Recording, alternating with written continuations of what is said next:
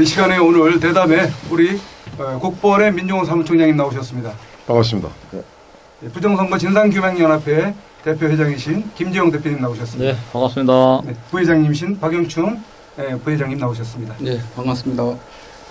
예, 4.15 선거가 이제 마쳐지고 굉장히 그 논란이 지금 많이 일어나고 있는데 그런 부분에 대해서 오늘 좀 집중적으로 이야기를 좀 나눴으면 좋겠는데요. 네. 우선 4.15 총선을 마친 다음에 어떤 그 소감을 김재영 대표님이 좀 개괄적으로 한번 소감을 좀 얘기를 해주시면 어떨까 싶습니다. 네, 4.15 총선의 결과는 제가 2017년도 그 5구 보궐대선 이후로 같은 흐름선상에 있는 것 같아요. 같은 흐름선상에 있는데 다만 이번에 다른 것은 결과는 뭐 이제 5구 보궐대선이나 6.13이나 6.13도 더불어에서 싹쓸이를 했죠. 또 이번에도 뭐 비슷한 결과인데 그래도 제가 5구 대선이나 6.13과 비교했을 때 국민들의 반응이 이번만큼은 납득을 못하겠다 하는 그런 이제 분위기가 조성되고 있는 것 같아요. 그래서 그 개표장에서의 그 필적에 다른 부분만 우리가 공개했을 때도 정말 많은 관심들을 가져주신 것 같아요. 그런 걸로 봐서 이제 우리 대한민국도 조금씩은 변하고 있는데 아직도 전체적으로 많은 국민들이 너무 모른다. 그래서 이제 최근에 대만하고 홍콩 쪽에서 선거가 있었습니다. 그런데 대만이나 홍콩 같은 경우에는 그래도 반중을 내세우는 그런 정당들이 다 승리를 했어요. 그런데 우리 요번에 대한민국의 경우는 정반대 결과가 나왔어요. 자, 그래서 대체적으로 우리가 대만이나 홍콩과 비교해서 우리 대한민국이 제일 뒤처지는 게 아닌가, 민심이. 저는 그렇게 또 좀 평가를 하고 싶습니다. 그 이유는 뭐라고 생각을 하시죠? 그것은 이제 우리 지금 현재 대한민국을 주도하고 있는 언론 같은 것을 우리가 이미 다 이제 빼앗겼고요. 그러니까 이미 언론 장악을 하고 있는 세력들, 그리고 우리 우파, 우리는 이제 최근에 우리가 보수 진보 이런 의미에서 이제 우파 좌파로 이제 우리가 진영을 다시 이렇게 좀 구분해서 보고 있잖아요.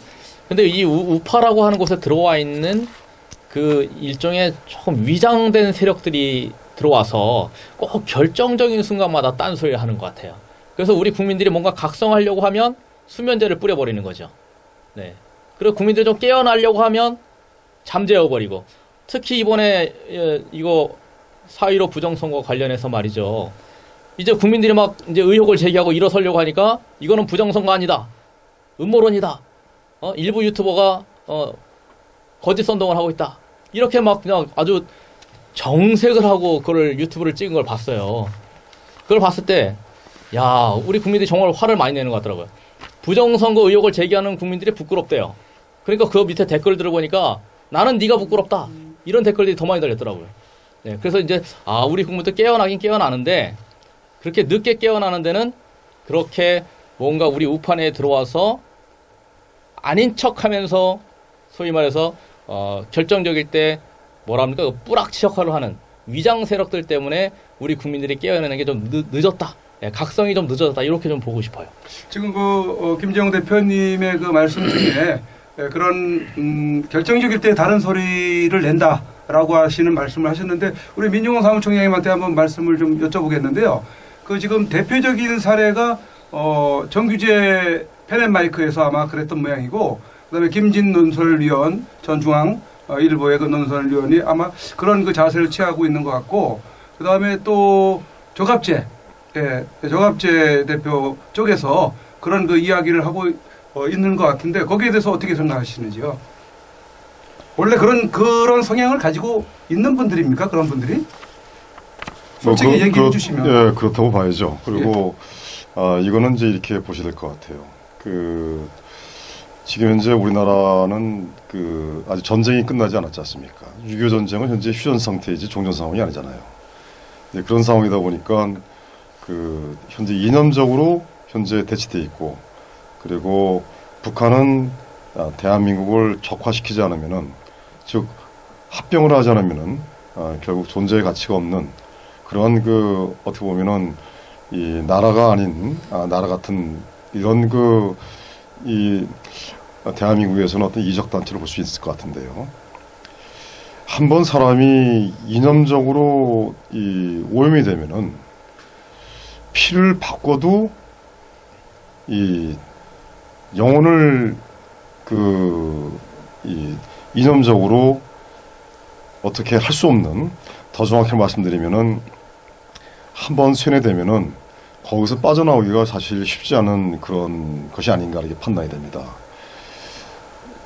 지금 조금 전에 말씀을 하셨던 그런 분들 중에 이제 뭐 제가 실명으로는 하기는 정확히는 그렇지만 이 많은 보수 우파에서 공통적으로 문제가 있다라고 이야기하는 것들, 예를 들어서 그 박원순의 그 아들, 그래서 서울시장 박원순의 아들 이 박주신이라는 사람에 대해서 그 병역비리 문제에 대한 병역비리 의혹에 대해서 많은 사람들이 저건 뭐 빼박이 아니겠느냐 이렇게 주장을 하는데, 이제 특정인은 그럴 리가 없다, 절대 그렇지 않다라고 우리 보수 우파의 어떤 그런 반대되는 의견을 제시하는 경우도 있고, 또 두 번째는 이 땅굴이 사실은 상당히 많이 들어와 있다고 미군조차도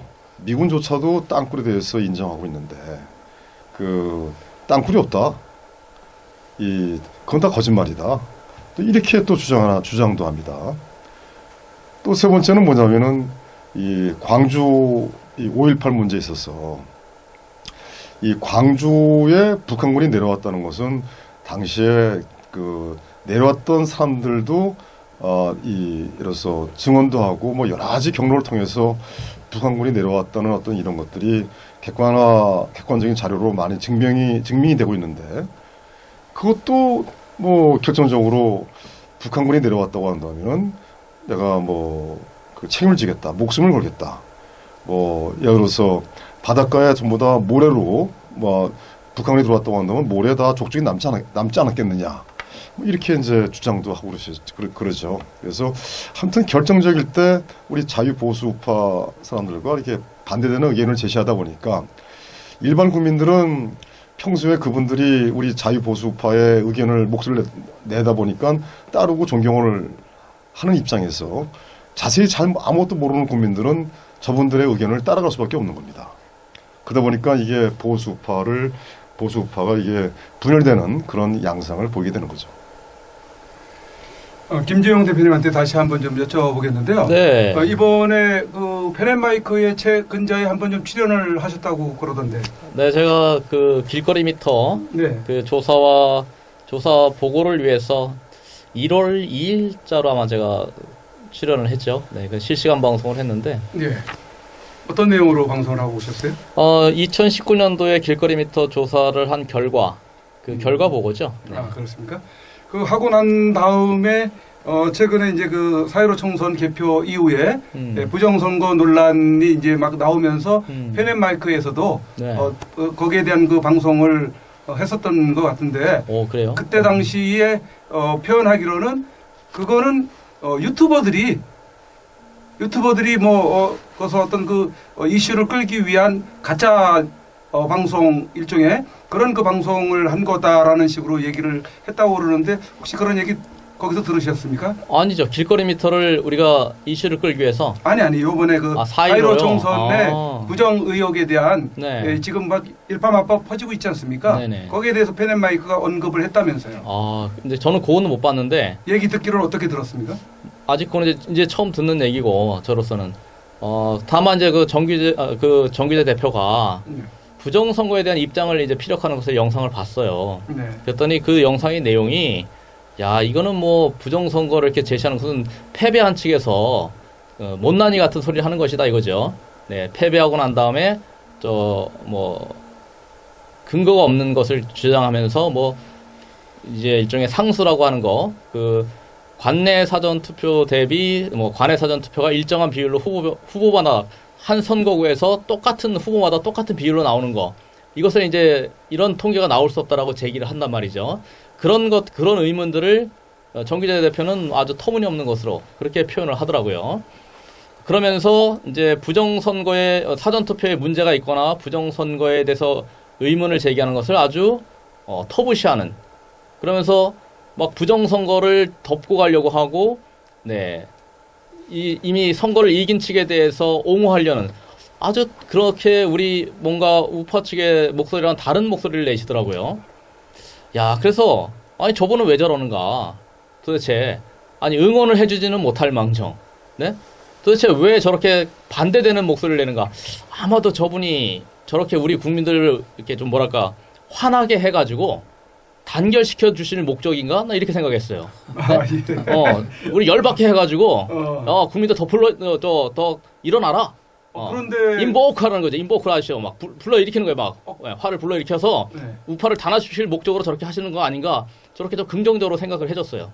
그런데 그때 당시에 많은 시청자들이 구독을 취소하고 나가가지고 정규재 대표라는 분이 너무 타격이 심하다 이런 저의 그 이야기를 했다고 하는데, 마침 그때 그 방송을 네. 시청했던 네. 시청자가 시민이 네네. 여기 이 방송 저기 스튜디오에 나와 계시는데, 그러니까 자기 희생을 통해서 국민들을 단합시키는 그분. 너무 저기 역설적으로 지금 아마 예, 표현을 예. 하시는 것 같은데, 네. 그 방송을 보신 분이 뭐라 그랬냐면은 정규재 당신 지구멍에 들어가서 나오지 말라 이렇게 얘기를 해주고 싶었답니다. 네. 그 시민 시청자가 지금 현장 여기 스튜디오에 나와 있는데, 그때 우리 그 대려사님이 그때 시청을 하셨습니까? 그 방송을? 네. 그분이 뭐라고 했길래 이렇게 분노를 하고 계십니까? 조금 크게 좀 말씀해 주시죠. 사실 그 정규재 주필이라는 분은 박근혜 대통령님 인터뷰 때부터 우리가 4.15 선거 전까지는 저는 그분을 많은 얘기가 돌았지만 굉장히 신뢰를 했었어요. 그래서 즐겨 듣던 시청 방송이었는데, 이번에 그 4.15 선거로 인해서 부끄러웠다 이런 얘기를 하고, 정말 그분이 정말 우파에 그래도 거의 수장 역할을 하고 있었던 분으로 알고 있었는데 너무 배신감 같은 걸 느낀 거예요. 그런데 저도 마찬가지지만 제 주변에 그분을 시청했던 분, 그리고 또 그분을 추종해서 지금까지 이렇게 신뢰했던 사람들, 그러니까 보수 우파라는 우리 국민들이 너무 기가 막힌 거예요. 그래서 이분에 대해서 과연 그동안에 느꼈던 우리가 신뢰하고 의존했던, 더군다나 제일 중요한 게 박근혜 대통령 인터뷰가 굉장히 이분에 대한 이슈가 컸었어요. 모든 타 지상파 방송도 그렇고 포털도 그렇고 어떤 방송 다 배제하고 그분 방송에 박근혜 대통령님이 출연을 하셨잖아요. 그렇기 때문에 이분은 정말 거의 99%라고 생각을 했던 우리 국민들이에요. 우파 국민들, 태극기를 들던 국민들. 물론 저도 태극기를 계속 지금까지 들고 있습니다. 그런데 이번 부정선거에 의해서 그 유튜버들의 몇몇 사람들의 그 자기네들 부각과 물론 이제 사적 이익을 위해서 이렇게 했다라고 얘기를 하면서 그거를 며칠간을 두고 방송을 하는 걸 보고 너무 솔직히 기가 막혔어요. 그러면서 보이지 않는 배신감 플러스 좌절감이에요. 지금 그분에 대한 좌절감이 더 커요.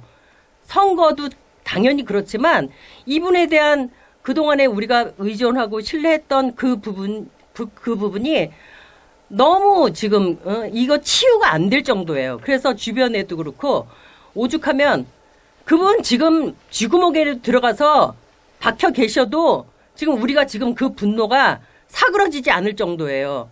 근데 자꾸 자기 변명 플러스 다른 방법으로 이 우파에 대해서 그 사실 저기 지금 김재홍 대표님이 나오셨던 그 방송도 전 봤어요. 직접 제가. 그렇기 때문에 저분에 대한 그동안에 제가 쭉 사실 3년 전부터 저는 이분을 봤었어요. 법원에서부터.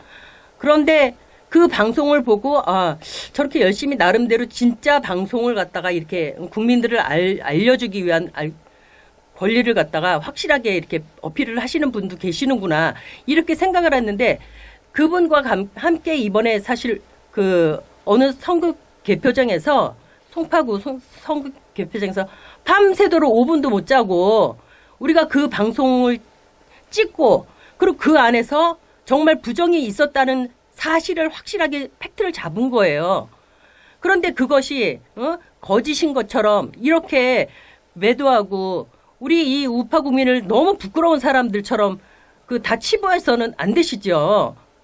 누구보다도 좀 지식인이고 이 나라에서 가장 지식인으로서 항상 수장의 노릇을 하셨잖아요. 그런데 이렇게 우리 평범한 국민들이에요. 국민들인데 오죽 나라가 이렇게 망가져가는 이 상황을 답답하니까 각자 생활 안에서 그 산업에 열심히 나름대로 하면서 남는 짜투리 시간뿐 아니라 없는 어려운 시간을 다 내가지고 이렇게 밤낮을 가리지 않고 나라 하나 살리겠다고 이러는데 우리들한테 이렇게 먹칠을 해서 되겠습니까?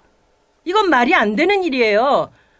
그래서 제 주변도 그렇고 오죽하면 이분 지금 지공에 들어가서 박혀 있어가지고 나오지 말라고 이런 말까지 나오고 저도 그렇게 생각하는 사람입니다.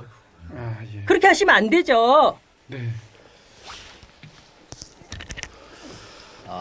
이게 네, 실제로 그렇게 말씀하시는 분이 계셨군요. 그럼요, 당연하죠. 예. 일로 앉으시죠. 네.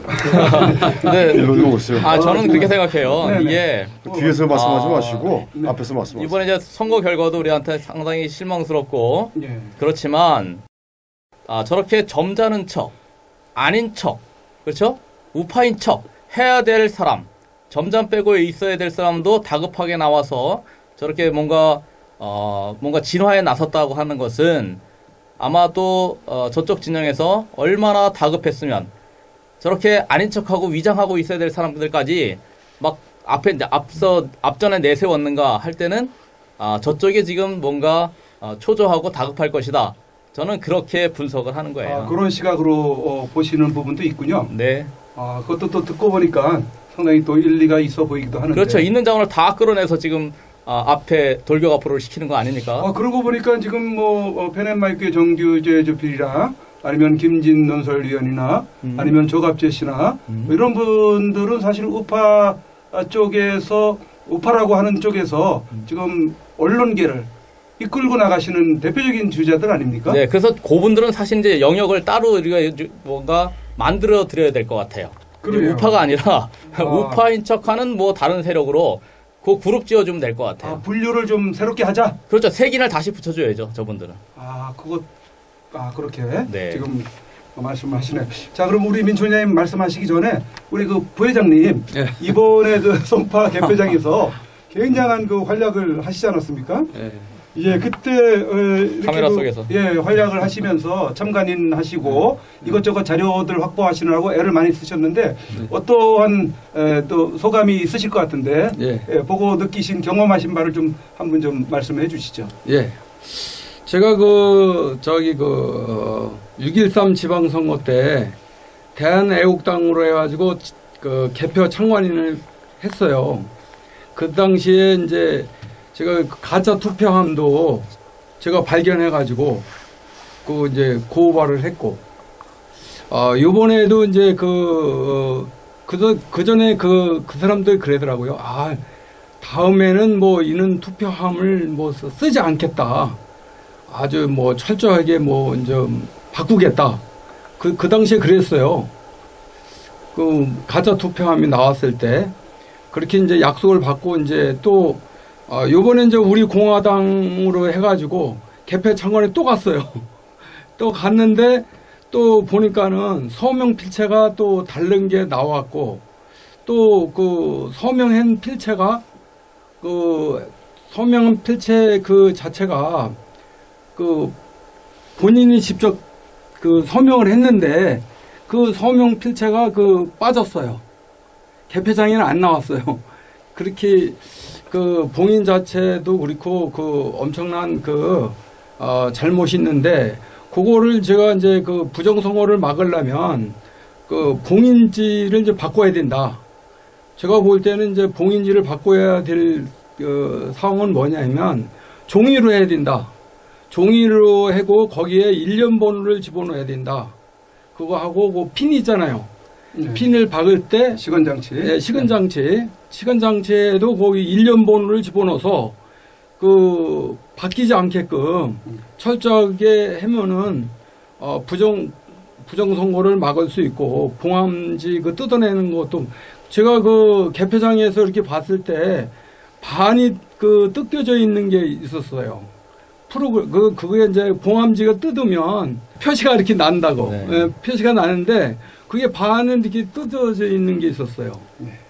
그런 걸 봤을 때 이제 봉함지는 종이를 해고 종이에다가 1년 번호를 집어넣고 그 잠금 장치에도 저기 1년 번호를 집어넣어서 핀에 그 1년 번호를 집어넣어서 이상이 없게끔 선거를 치름에 있어서 많은 문제점들이 나타났다라고 이렇게 그렇죠. 지적을 해주시는 것 같아요. 예. 자, 그럼 우리 민용홍 사무총장님 네네. 또 이렇게 좀 하신 말씀이 또 들으시면서 있으실 것 같은데 어떤 얘기를 좀 해주시겠습니까? 저는 그 사이로 이 총선 관련해 가지고 부정 얘기를 한다는 자체가 사실은 좀 상당히 아이러니하죠. 예. 왜냐하면은 선거라는 것은 부정의 소지가 개입돼서는 안 됩니다. 그 0.001% 하더라도 부정의 소지가 개입되면 안 되기 때문에. 맞습니다. 그건 왜 그러냐면은 이 자유민주주의 체제에서의 선거는 이 자유민주주의 체제를 바치는 하나의 기본 베이스거든요. 근데 선거가 투명하지 않고 공정하지 않으면은 자유민주주의 체제가 지켜나갈 수가 없는 겁니다. 마찬가지로 이번에 이제 저쪽 문재인 세력들이 뭐 한 190석, 약 200석 가까이 이제 대한민국 국회 의석을 확보함으로써 저들은 이제 무소불위의 권력을 가졌고 경우에 듣든 간에 저들은 공장에서 제품을 찍어내듯이 이제 악법을 양산할 겁니다. 그리고 저들의 목적인 그동안의 행태를 봤을 때 스탠스가 북한 김정은 체제를 따르는 것 같고요. 그 다음에 중국 공산당을 또 추종하는 세력들인 것 같아요. 이러다 보니 저들은 이제 뭐 남북 그 철도를 갖다 연결하느니 또는 뭐 이 중국 우한에 가서 뭐 중국과 한중 뭐 어떤 우호 어떤 그런 행사를 갖느니 이런 그 이야기를 좀 하고 있는 것 같은데 이번 그 부정선거 이 사유 송송 관련 문제는 짚고 넘어가야 될 것 같고요. 그 다음에 저는 이렇게 생각합니다. 이 부정의 의혹만 있어도 사실은 그 각 정당들은 이 문제에 대해서 파헤치고 더 나가서 전면 무효화시키는 것이 사실 기본적인 겁니다. 예를 들어서 부정의 의혹이 있는 거 가지고서 어떻게 국민들한테 자기들의 정치를 갖다 설파할 수 있고 또 자기들을 따라라 할 수 있겠습니까? 결국은 민주주의 근간이 망가지는 건데요.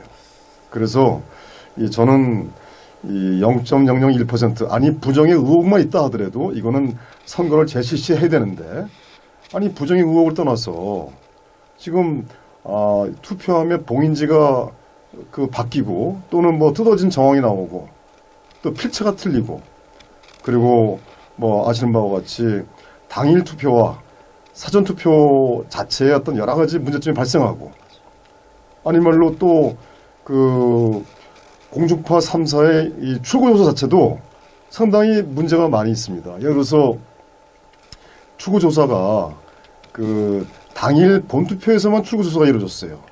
사전투표에서는 출구조사가 이루어지지 않았습니다. 그런데 그러면 예를 들어서 출구조사의 결과 발표가 그 당일 투표의 그 내용대로 발표를 해야 되지 않습니까? 당일 투표에서는 뭐 미래통합당이 앞선으로 나오는데 근데 결국은 출구조사의 결과는 사전투표와 그 다음에 당일 투표를 합산한 결과가 나와가지고 결국 출구조사가 그 현재 이 문재인 세력들이 약 180석 정도의 어떤 그런 이 압승하는 걸로 이렇게 나왔단 말입니다. 그러면 그 출구조사가 왜 그런 결과가 나왔겠습니까? 그건 상당히 합리적인 의심을 떠나서 뭔가 부정의 개연성이 상당히 높았다. 이렇게 보는 거죠. 그래서 결론적으로 말씀드리면은 부정의 개연성이 있다고 한다면은 미래통합당을 포함한 각 제 정당은 재검표를 주장하는 것이 아니라 전면 재선거를 주장하고 더 나아가서 부정의 의혹이 높은 전자개표기나 사전 선거는 아예 없애버려야 됩니다. 맞습니다. 그리고 또 하나 더 말씀드린다고 한다면은 재외선거 투표를 합니다. 지금 뭐 여러 다 재외 교포들한테 선거권을 주는데 대한민국 세금을 1원 한 푼 내지 않는 그 재외 교포들한테 투표권을 준다는 게 이게 말이 되겠습니까? 이거는 이쪽으로 말도 안 되는 거고, 두 번째는 지금 이번에도 이 투표권을 갖다가 미국이나 일본, 프랑스, 영국 이 자유민주주의 체제에 나가 있는 거기에 살고 있는 재외 교포들한테는 투표를 제대로 투표권을 주지도 않고, 그러니까 하지 못하게 하고, 중국이나 이란 또는 필리핀 그런 데서 전부 교포들을 갖다가 또 실어오고, 예를 들어서 중국 패런 때문에 실어왔겠지만, 하물며 이 자기들한테 우호적인 어떤 그런 쪽에 교포들한테 투표권을 준다는 것은 또 이건 맞지 않는 겁니다. 그래서 아무튼 이 선거 자체가 상당히 문제가 많다. 그래서 이것은 전면 재선거를 실시해야 된다. 이렇게 저는 말씀드릴 수 있을 것 같습니다. 네, 맞습니다. 우리 김재용 대표님이 이번 지난번에 길거리 민심 조사를 통해서 전 여러 지역의 민심도를 좀 파악을 하지 않았습니까? 네, 문재인의 지지율을 통해서 이제 민심을 알아봤죠. 네. 그것과 함께 네. 지금 이번에 선거를 통해서 나타난 그 결과를 대조해 봤을 때 네. 이상 기현상이 나타난 지역이 여러 군데 있었다면서요. 그렇죠. 그게 어떤 경우인지 어떤 사례인지 한번 좀 네. 사례를 한번 좀 사이로 이제 결과로만 보면 네. 최종 결과죠. 최종 결과로는 문재인의 지지율이 저조한 곳에서 더불어 후보가 승리를 한 곳이 꽤 많이 있어요. 네. 예를 들면 구리시의 도농동 있죠. 와부일 텐데 거기에서 16.67% 문재인의 지지율이요. 굉장히 저조해요. 네. 네. 그 정도라면 그런 곳에서는 당연히 이번에 미래통합 쪽에서 승리를 할 것이다 라고 예상을 했는데 거기도 역시나 보니까 본투표에서는 미래통합 후보가 이기고 사전투표에서 현저하게 패했어요. 그래서 합산해 놓고 보니까 최종적으로는 더불어 승리. 요번에 구조가 그래요, 보니까. 강동구도 그래요. 강동구 거기 아마 진선미라고 더불어당 후보가 이긴 곳인데 거기도 우리가 갔을 때 14%인가 지지율이 나왔어요. 아주 충격적이었어요. 네. 강동구가 거기가 완전히 더불어 텃밭이라고 알려진 곳인데 여름에 가서 문재인 지지율 조사해 보니까 14% 그렇게 나왔을 거예요. 네. 형편없이 나왔고. 예, 아마도 10%대 나온 저 서울시 처음이었을 거예요. 그래서 굉장히 충격적이었고, 근데 그것도 결과적으로는 이번에 본선거에서는 미래통합 후보가 이기고 네. 사전선거에서 현저하게 패해서 또 합산해놓고 보니까 결국에는 더불어 승리. 다 구조가 그래요. 너무 갸우뚱할 만한 네, 그런 사례들이네요. 네, 일산서구도 또 보니까 제가 일산서구에 주협력에서 조사했을 때 자, 거기는 꽤 많은 분들이 아주 열띤 호응을 해줬어요. 길거리 조사치고는 꽤 많은 250명대인가요? 70명대인가 그렇게 호응을 해준 곳이에요. 그리고 민심이 굉장히 화가 나 있었어요.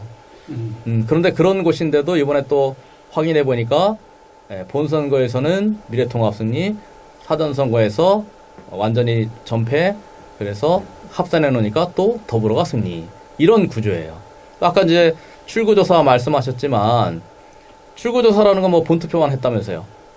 그러면 사전선거의 현저한 더불어 승리를 빼놓고 어떻게 결과에 근접한 결과가 나올 수 있겠어요. 그래서 이거는 이거는 좀 뭔가 사실과 동떨어진 자기들만의 뭔가 정보를 가지고 발표를 하는 것 같은 생각이 들더라고요.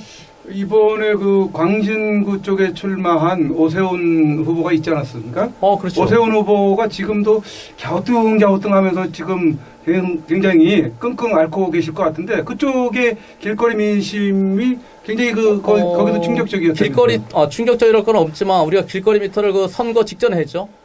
선거가 이루어지기 직전에 했습니다. 어떻게 나타났어요? 그 주에 그 직전에 한 주 전인가 했는데 23%대 문재인의 지지율 나왔었을 거예요. 거기도 저조하네요. 네, 그죠? 그 정도 지지율이면 또 우리 생각으로는 예상으로는 뭐 역시나 본투표에서는 오세훈이 이겼죠. 오세훈 후보가 이겼죠. 아, 네. 그러나 또 사전 투표에서 현저하게 진 거예요. 거기 그 자, 이번에 근데 재밌는 것은 송파구 우리가 이제 선거 감시를 했죠. 이제 배현진 씨가 이긴 곳, 거기가 보니까 사전 선거를 배현진 씨가 이긴 곳이 나와요. 아, 사전 선거. 네. 네 곳에서는 최재성이라는 그 한 4선인가 5선 한 사람이 있어요. 더불어에. 그 사람이 현저하게 이겼더라고요. 무려 뭐 37%를 앞선 것도 있고요. 사전 선거에서만 따졌을 때 배현진 후보를 37%를 앞서요. 어떤 곳에서는 뭐 31%, 뭐 한 36% 이런 식으로 압도적으로 이겨요. 최재성이 배현진을 이긴 곳에서는. 네. 그런데 배현진이 최재성을 이겨요. 바로 옆동에서는. 그 을구라는 것은 불과 8개 동을 모아놨기 때문에 인접한 동이에요. 근데 인접한 동인데 어디는 호남의 결과, 네. 어디는 영남의 결과. 이렇게 나올 수가 있어요. 극과 극의 결과네요. 그것도 사전 투표에서. 그러니까 사전 투표에서만. 네. 그렇죠. 사전 투표에서만. 그러니까 사전 투표라는 것은 거의 더불어의 텃밭인데 사전 투표는 그렇잖아요. 다 사전 투표에서 승리를 해서 수도권에서 의석을 가져간 거예요. 배지를 다 가져갔단 말이에요. 그런데 송파에서 우리가 배현진이 이겼다는 것을 보니까 4곳을 8곳 중에서 4곳의 사전 투표에서 배현진이 이기는 결과가 나왔어요. 그것은 뭐예요? 우리가 가서 열심히 4박 5일, 5박 6일 동안 밤새 가면서 지킨 결과가 아니냐. 아, 그렇게 보시는군요. 그리고 옆에 이제 또 송파 갑구가 있어요. 김웅이라고 이번에 처음 도전한 미래통합 후보가 당선이 됐어요. 뭐 검사 출신이라는 검사 출신인지 뭔지 검사 출신. 우리로서는 탐탁치 않은 인물이에요. 그런데 예. 그 사람은 총 7개 사전투표소에서 2곳인가 이겼어요. 2곳을 이겼어요. 아, 그러니까 어떻게 됐어요? 당선이 됐어요, 그 사람이. 그러니까 사전투표에서 전패한 곳은 다 오세훈처럼 됐고 한 2-3곳이라도 이긴 곳은 사전투표에서 이긴 곳은 그러니까 투표함을 제대로 지킨 곳은 이제 미래통합이 당선이 된 게 아닌가라고 저는 그렇게 분석을 하는 거예요. 제 네, 분석이에요. 그건 뭐 개인적 분석이죠. 네, 개인적 분석이에요. 네. 네. 자, 그러면 우리 민 총장님 하기 전에 우리 부회장님 한 번 더 질문을 좀 드려야 되겠는데요. 사회가 많이 늘으셨습니다.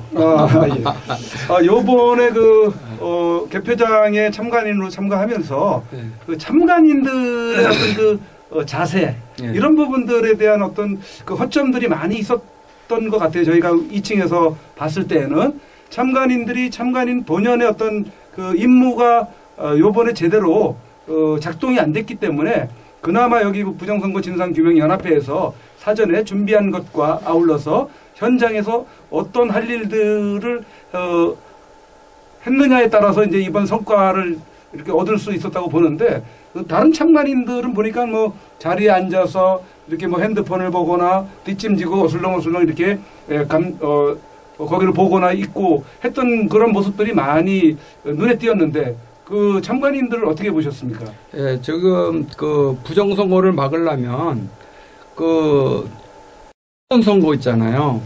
사전선거 그 투표 참관인 할 때 그 봉인지에 사진을 찍어야 돼요. 아, 미리. 예, 네. 오전에 네. 사진을 찍고 오후에 또 다른 사람이 또 사진을 찍잖아요. 그렇게 해서 개표장에서 또 봉인지를 찍어요. 그래서 그거를 이제 대조를 하면 그 내 봉인지가 이제 제대로 나왔나 안 나왔나 그걸 검열을 해야 되는데 검증을 해야 되는데 검증을 안 해가지고 이번에도 우리 회장님이 이제 그 김정우 회장님이 수덥시켜라. 그런데 그거를 이제 수덥을 못 시키고 그냥 막 진행하다 보니까 그 확인이 늦어서 그렇죠. 그게 수dob을 못 시킨 거잖아요. 이미 개함이 됐기 때문에. 맞습니다. 네, 그렇죠. 네. 그렇게 해서 그 부정선거를 막을 수 있는 그런 거를 해야 된다. 그러니까 보면요. 네. 참관인들 숫자가 사실은 많은 게 아니고 그걸 제대로 하려고 그러면 적은 숫자예요. 절대적인 참관인 숫자가 적어요. 네, 예를 들면 그 봉인지만 해도 확인을 해야 되는 작업이 시간이 꽤 있어야 되고요. 이번에 제가 놀란 게 어떻게 그 봉인지를 확인할 시간을 주겠다고 해놓고는 주지 않고 넘어간 거. 맞아요. 그게 줬는데 그러니까는 6분 줬어요. 아, 그거는 준 게 아니고 그러니까 6분 만에 잠시 생각할 시간을 줬겠죠. 진행을 시켰더라고요. 뭔지 모르는 상황에서 이제 개표 선언이 된 거 아닙니까? 그렇죠. 그거는 뭐냐? 정말 가짜인지 진짜인지 최소한 봉인지가 제대로 왔는지 안 왔는지를 확인할 시간도 안 주더라는 거예요. 그거는 뭐예요? 진위를 가릴 수 있는 시간을 안 준 거예요. 그래서 저는 그것이 어쩌면 의도적일 수도 있겠다라고 생각했어요. 네. 그것은 이제 우리 정당이나 또는 정당 참관인으로 온 사람들이 너무나 자기 역할을 모르기 때문에 벌어진 일이고 그 맹점을 이용하고 있는 것 같아요. 이 선거를 부정으로 몰고 가는 자들이 그 우리의 무관심과 그런 걸 따지지 않는 우리 국민들의 풍토를 이용하고 있는 것 같아요. 네. 그러게요. 자, 우리 민용 사무총장님, 참 이번 사회로 부정 의혹이 저희 국민들에게 굉장한 지금 충격을 주는 것 같아요, 이번에.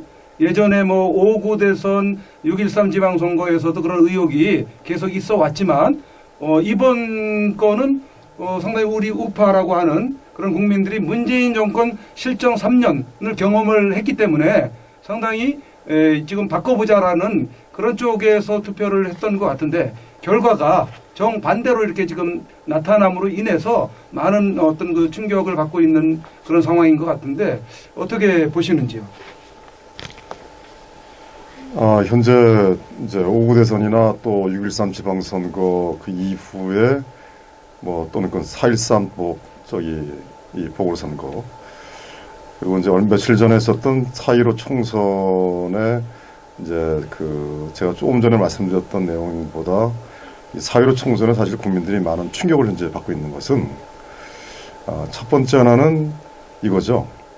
많은 국민들이 이 현재 문재인 이적 세력들의 어떤 이 경제 실정과 그 다음에 국방 안보 또는 외교 모든 전반적인 상황에 있어서 이 나라를 망국으로 이끌어 가고 있는 그런 상황 속, 그리고 또 최근에 중국 폐렴을 통해서 이 많은 국민들이 아까운 생명을 잃고 또 많은 국민들이 어떤 경제적인 어떤 생활까지도 활동까지도 저버리는, 또 더 나가서 이 생계 위협이 받을 정도로 이 중국 폐렴 문제 때문에 사실 많은 불안을 느끼고 있거든요.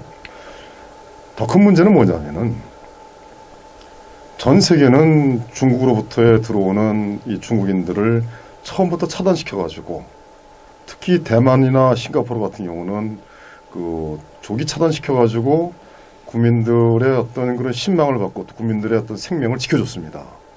근데 현 문재인 세력들은 중국인 입국을 방치함으로써 이 많은 국민들이 생명을 잃어가는 것 자체도 이 문재인 세력들은 그냥 어떻게 보면은 방관했다고 봐도 지나친 표현은 아니죠.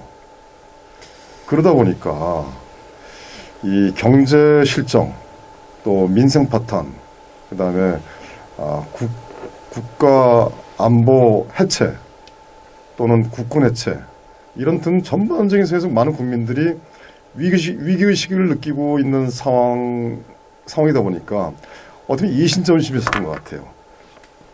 더 나가서 이제 청년 백수가 한두 명도 아니고, 또 제가 조금 전에 경제 문제 말씀드렸지만 이 소득주도 성장 정책 있지 않습니까? 또 최저임금도 어떤 그 현실과 맞지 않게 막 올리고, 그 다음에 주 52시간 근로제도 어떤 선택적으로 또는 각 산업계에 맞게끔 52시간 근무제를 갖다 적용해야 되는데 일방적으로 무차별적으로 이놈들이 다 적용시켰단 말입니다. 이러다 보니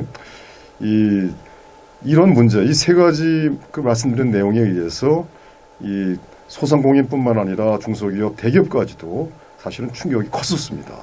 또 지금도 그 문제 때문에 하물며 이제 이 편의점에서는 이 아르바이트를 고용하기가 상당히 어려운 상황까지 가다 보니까 결국은 젊은이서부터 나이 드신 분들까지 이 나라가 상당히 문제가 있다는 걸 다 위기의식을 느끼고 있었는데 그러면 결국 결과가 다르게 나온 거죠. 결과가 다르게 나오니까 뭐 이상하다라고 느낀 거고요.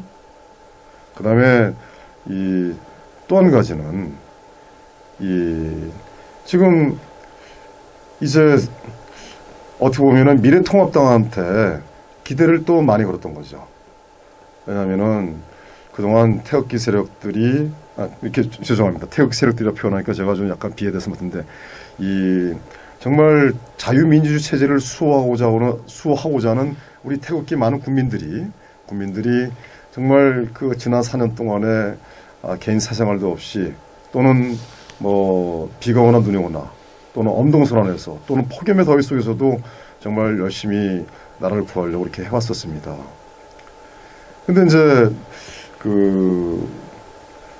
그런 속에서 이제 아까 우리 위장 보수 또 위장 유튜버 또 위장 언론인 말씀하셨지 않습니까? 네. 그러다 보니 이제 탄핵 세력을 추정하는 그 위장 보수 언론 또는 위장 인사들 또는 위장 태극기 인사들 이런 분들이 탄핵 세력들을 갖다가 어떤 옹호하고 그 다음에 반문연대로 뭉치자 또는 탄핵강을 건너자 또는 탄핵을 넘어가자 이런 식의 이제 논리를 피다 보니까 박근혜 대통령 탄핵의 실체를 모르시는 많은 국민들은 그냥 거기에 넘어가서 미래통합당을 지지하게 된 거죠. 그런 기대가 컸는데 결과가 다르게 나온 겁니다. 그래서 그러다 보니 이번 4.15 총선 문제에 있어서 많은 국민들이 분노하게 된 것이고 더 나가서 이제 부정 문제가 이제 대두가 되니까 또 그런 부정 문제 여러 가지 데이터 내용들이 어떤 이 무대뽀로 나오는 그런 자료가 아니라 상당히 통계적이고 과학적이고 또 실증적으로 이렇게 제시가 되다 보니까 국민들이 거기에 동의를 하는 거죠. 동의하고 동감하는 거죠.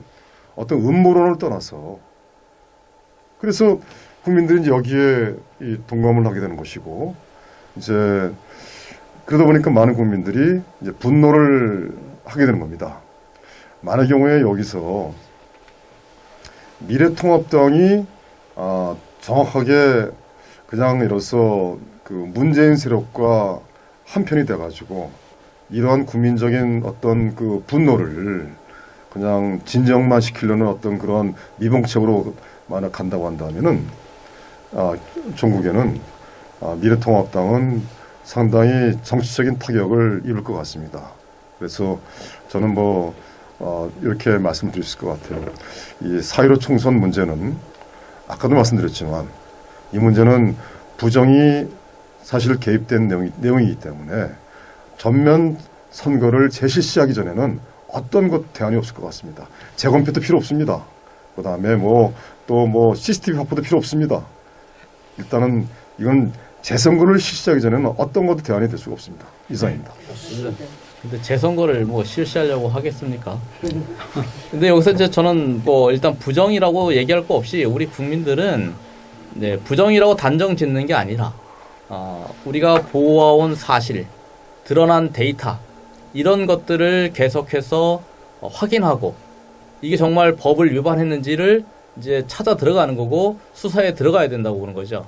예. 그래서 우리가 부정이라고 단정 짓고 들어가는 거는 국민들이 공감 안 하실 수 있겠다. 그러나 지금 현재 드러난 결과에 대해서만큼은 다들 이건 아닌데 이러고 계실 거예요. 그런 가운데 이제 우리가 찾아낸 문제들을 진짜 급격하게 공감하고 계신 것 같아요. 네, 그렇죠. 예. 지금 여기서 말입니다. 네. 중앙선거관리위원회는 목적이 단속이 목적이 아닙니다. 중앙선거관리위원회는 선거를 공정하고 투명하게 관리를 해야 되고 그 다음에 중앙선거관리위원회는 부정을 막는 게 목적이에요. 근데 지금 전반적으로 보면은 단속이 목적인 것 같아요. 그래서 중앙선거관리위원회는 이런 부정의 의혹을 제기하는 거에 대해서 도와줘야 되는 거죠. 당연히 예를 들어서 찾으려고. 자기들이 와서 예? 본인들이 와가지고 변명할 것이 아니라 책상에 앉아가지고 변명할 것이 아니라 직접 와서 어디가 문제가 있습니까? 그렇습니까? 그렇습니까? 이런 식으로 해서 그걸 본인들이 직접 검찰에다 고발하고 이런 가야지. 그게 바로 공직자로서의 자세고 대한민국 공무원으로서 자세 아니겠습니까? 그렇죠. 본인들이 개입되지 않았다면 범인을 잡아냈는데 자기들이 협조를 해야 되는 거죠. 협조가 아니라 본인들이 나서서 움직여야죠. 그러니까 나서서. 왜?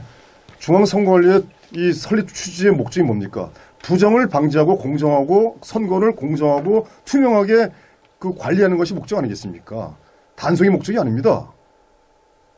근데 지금 하는 거 보면은 부정을 찾아내는 것보다는 자기들의 어떤 그런 입장을 계속 합리화시키는 것 같아요.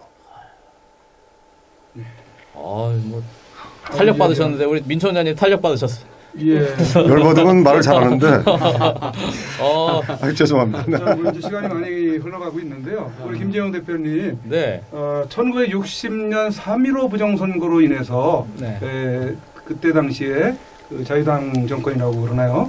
그 이승만 정권이 물러나는 그런 사태가 왔었는데 네. 그때 통박가치기 하다가 그게 적발이 됐다고 그래요. 통박가치기 하다가. 통박거치기인가요? 예, 투표함 바꿔치기 하다가 그게 적발이 됐다 그러는데 지금 60년 만에 공교롭게도 한 달 차이 나는 4.15입니다. 4.15. 네. 네, 4.15에 지금 이 어마어마한 일이 지금 발생이 되고 있는 것 같은데 이때를 우리 국민들이 어떠한 자세로 이 문제에 접근을 해야지만이 이 새로운 그 자유민주주의의 꽃이라고 하는 이 선거 투표를 우리가 투명하게 찾아내면서 이 상황을 극복해 갈 수 있는지에 대해서 좀 간단하게 한 말씀씩 하고 마쳐야 될 것 같습니다. 너무 거창한 질문을 하신 것 같아요. 예. 너무 거창한 질문이고, 예. 뭐 우리 국민들의 자세 뭐 이런 것보다는 저는 이제 우리 국민들이 좀 무책임하고, 무책임하게 방관하고 무관심한 자세에서 좀 벗어났으면 좋겠어요. 네. 이 순간에도 정말 이제 촉이 빨라서 야 나라가 위기다 하신 분들은 태극기 들고 뭐 3년 내내 4년 내내 이렇게 막 그 아스팔트에서 비바람 맞아가며 눈보라치는 그런 곳에서 나라 걱정하면서 목소리를 높이고 있는데 이거 뭐 또 조금만 돌아보면 벗어나서 보면 전혀 나라 걱정하지 않고 그렇죠? 오로지 자기 개인 사회만 관심 있는 이런 국민들이 널렸단 말이에요. 그러나 결국은 이제 그 뭔가 우리 무관심으로 인해서 우리 나라에 위기가 오고 뭔가 정말 이제 위기가 왔을 때 그 책임은 누구라도 같이 지는 거 아닙니까? 그래서 야 정말 나라가 위기다 하면 좀 같이 관심 갖고 공감해 줄 수 있는 그런 공감대가 좀 형성됐으면 좋겠어요. 네. 네. 자, 우리 민총회 마지막으로 또 이렇게 한 말씀 하시면서 마무리하죠. 참 사실 소중하고 귀중한 시간에 참 이 부정선거를 이렇게 얘기하니까 상당히 좀 안타깝습니다. 우리가 지금 뭐 부정선거 얘기할 때도 아니고 또 우리가 나와서 이렇게 때도 사실 아니거든요. 근데 지금 현실이 이 문재인 이적 세력들이 현재 우리 대한민국의 그 자유민주주의 체제를 바꿔서 공산 사회주의로 이렇게 바꾸려는 어떤 이러한 이 어떻게 보면은 위험한 상황이 처하다 보니까 많은 국민들이 태극기를 들고 성적을 들고 또 거리로 나오셨고 또 많은 국민들이 또 부정선거를 또 막으려고 또 뭐 사박울식이나 각 이 투표함이 있는 장소에서 또 숙식을 또 계속 하셨고 지금 저는 이렇게 말씀을 드리고 싶습니다. 이제 이 부정선거 문제는 아까도 말씀드렸지만 전면 재선거를 실시해야 될 것이고 그 이유는 아까 다 말씀을 다 드렸습니다. 그리고 지금 문재인 세력들이 이제 대한민국을 공산주의로 끌고 가려는 상황이 아니라 이제 끌고 가고 있죠. 이제 자기들이 의회 권력을 다 장악했으니까 이제 가속도를 더 낼 것입니다. 그러면은 우리 많은 국민 여러분들은 이제 이 나라를 구하는데 같이 하셔야 될 것 같습니다.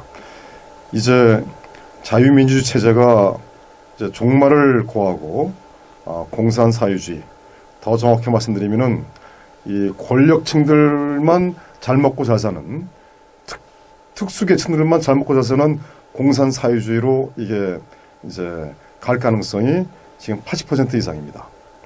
그래서 여러분들은 이제 그 주말이 되면은 뭐 캠핑카를 가지고서 뭐 어딜 가시거나 또는 뭐 다른 여가 시간을 내시거나 그런 것보다는 이제는 모두 이제 나라를 구하는데 함께 하셔야 됩니다. 만약의 경우에 나라를 구하지 못하면은 결국은 여러분들뿐만 아니라 저희들도 이제 김정은 독재 체제 속에서, 살인 독재 속에서 우리는 2등 국민으로, 삼류 국민도 아니죠. 삼류 노예로 우리는 살아갈 것입니다.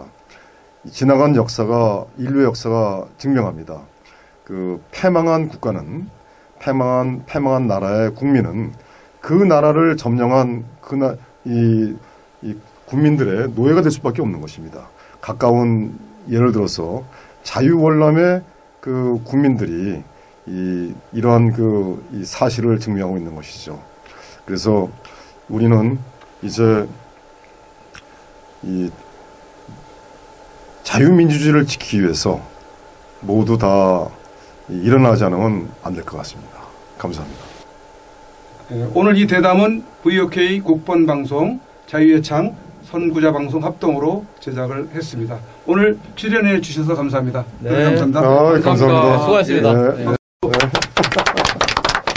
제18대 대통령에 당선된 박근혜 대통령은 51.6%인 1,500만 여표로 대한민국의 최초 여성 대통령이 되셨습니다.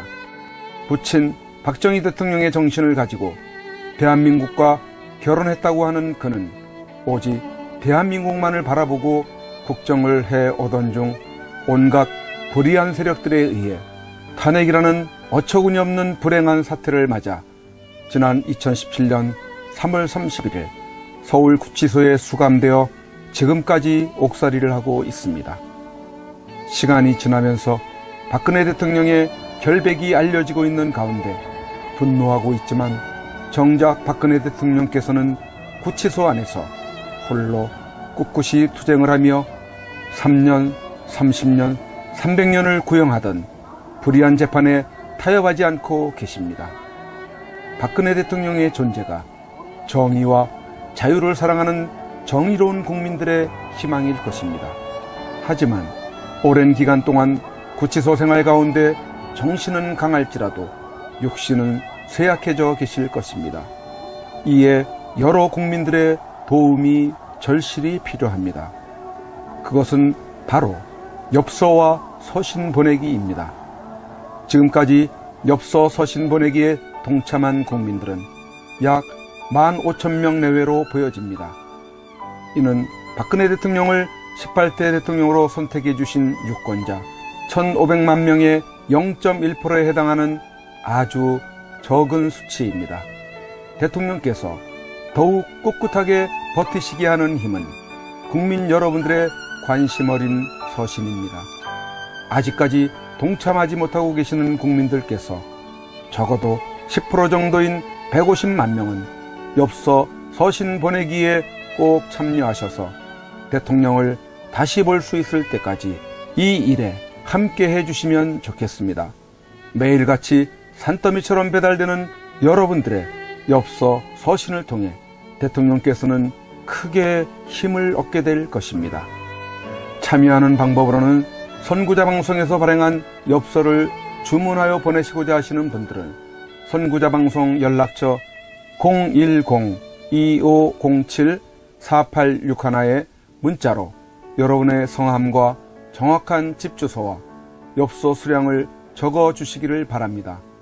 엽서는 지금까지 1차 9장 1세트, 2차 9장 1세트, 3차 엽서 9장 1세트가 발행되어 있어서 주문 시에는 각 회차당 몇 세트인지를 표기해 주시고 엽서 대금은 세트당 10,000원을 농협 360-02-140-392 예금주 황진무로 입금해 주시고 문자에 엽서를 주문해 주시면 되겠습니다. 그리고 별도로 서신이나 문구점에서 엽서를 이용하시는 분들은 서울구치소, 경기도 군포시 군포우체국 사서함 20호 수용자 번호 503 박근혜 대통령 앞으로 보내시면 되십니다. 선구자 방송에서 발행한 엽서는 박근혜 대통령의 모습과 뜻깊은 사진으로 제작을 하여 그 의미를 가지고 있어서 박근혜 대통령께 더욱 감동이 전달될 것입니다. 지금까지 3차에 걸쳐 발행한 엽서는 다음과 같습니다. 보시고 꼭 엽서 서신 보내기 150만 명 10%에 동참하셔서 훗날 참 잘했다라는 긍지와 위안이 되시기를 바랍니다.